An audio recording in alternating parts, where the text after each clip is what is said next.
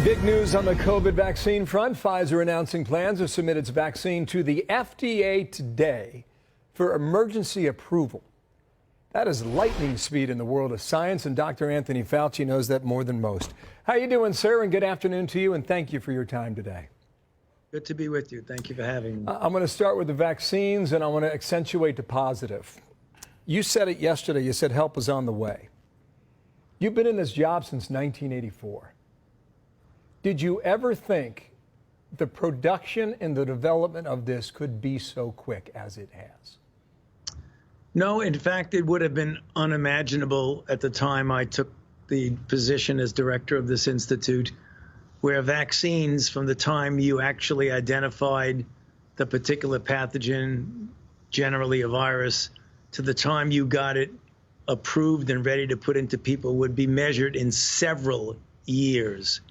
And the technology that has been developed over the past couple of decades to allow you to go from just getting the genetic sequence of the virus and pulling out whatever gene you're interested in and sticking it in a particular type of a vaccine platform, as we call it, to get it into people in phase 1, literally within a few months, and then to get it into a phase 3 a couple of months later, and then to have enough data to show that it clearly is efficacious and safe, really would have been unimaginable. It's a testimony to the advances in biomedical research and technology, as well as the enormous amount of resources that have been poured into Operation Warp Speed to make this possible with this vaccine and other candidates that are on the pipeline on their.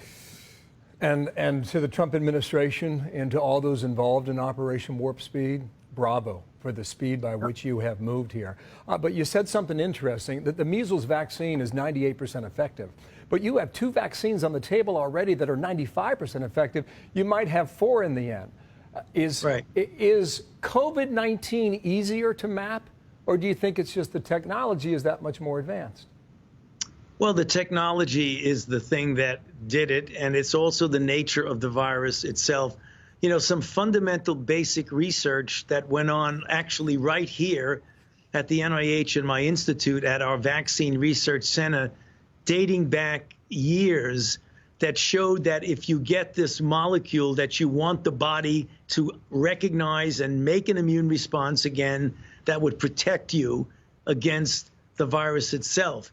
When you look at the virus under a very sensitive microscope, it has these spikes that come out of it, which is the reason why they call it coronavirus, because the spikes look like a crown. These particular spikes are the thing that when the body makes an immune response against it, it protects you against infection or disease or serious disease. It gives the body a protective umbrella. Now, the fact is, you had to get that molecule in just the right shape, just the right conformation to get the body to make an optimal immune response. And years of basic biomedical research got us to that point where that particular molecule right now is the one that's used in 5 out of the 6 vaccines. That's amazing stuff. I mean, you're talking way above my pay grade here. The governor of New York said the only reason it's happening is because of money, suggesting greed, and President Trump's ego. That's disgusting. Why would he suggest that after what you just laid out? You know, I don't know, and I don't want to get into that, Bill. I mean, my job is to get the vaccines to the people, to do the research. But doctor, yesterday you went to the microphone at the White House, and you said for all the people who are afraid of getting this vaccination, I'm here to assure you this was not done out of money or speed, correct? Right.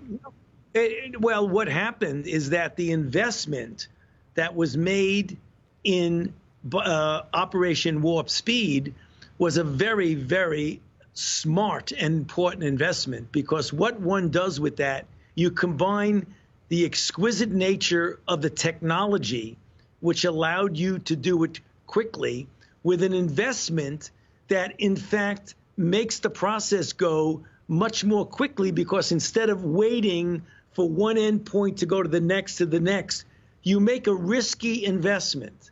The risk is not to safety. The risk is not to scientific integrity. The risk is to money. so that if the vaccine works, you're months and months and months ahead of the process had you not made that investment.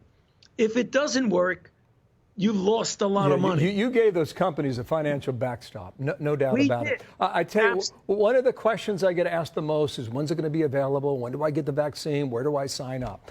Here's the way I see the timeline, just so our viewers understand it. Within a couple weeks, emergency workers it'll be available, about 40 million of them, I do believe, by the end of December.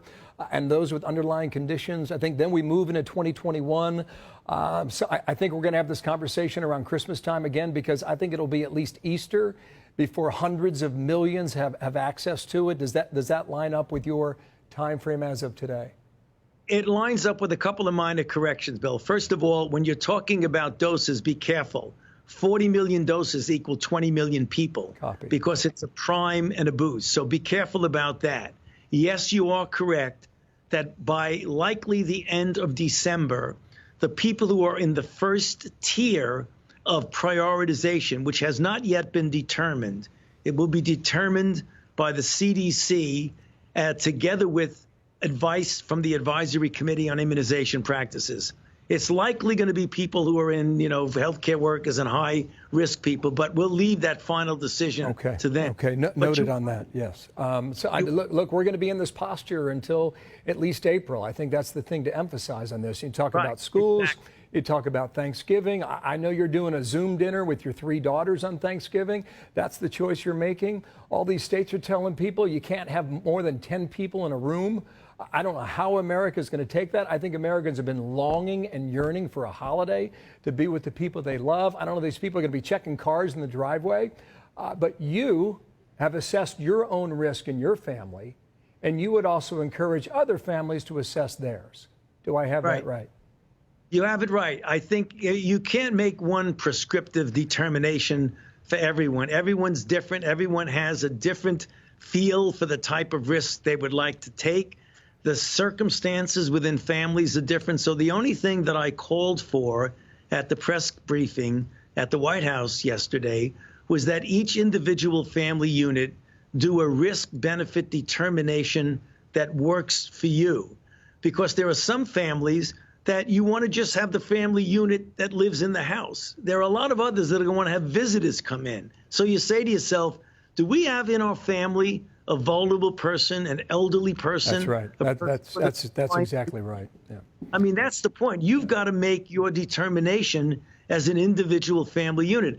I don't say that this is the rules that everyone should do. I'm just asking, pause for a moment and do a determination of the risk benefit within your family group. And then when you make your decision, that's your decision. No one's forcing anything on you, but it's worth considering. And the reason I say that is that of late, when you look at what the infections that are being driven in this country, a lot of it is innocent, typical family and friends getting together at a dinner or a reception indoors where you let your guard down because you're with people with whom you are familiar. And you tend to think— That's a great point. Yeah, it's a great point. You know, I think, but my feeling is if that's the case, we need to reassess our policies with restaurants here in New York and across the country. If you're going to zero it into the family and direct members there. Just 2 more points here. President Trump, my impression publicly is that you have a strained relationship. My impression privately is that you get along quite well. How would you score it? You know, I think somewhere we do get along quite well. I mean, and I've gotten along quite well with the president for many, many months, right from the very beginning.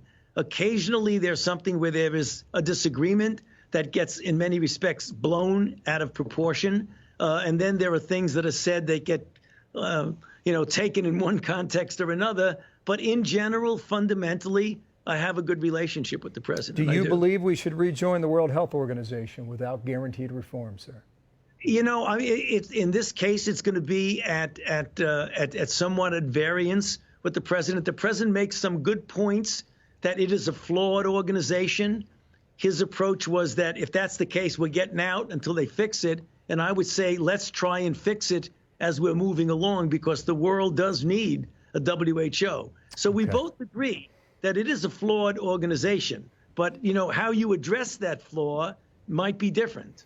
Dr. Anthony Fauci, to you and your family, have a good Thanksgiving. To the Trump administration and all involved in Operation Warp Speed on the vaccine, bravo.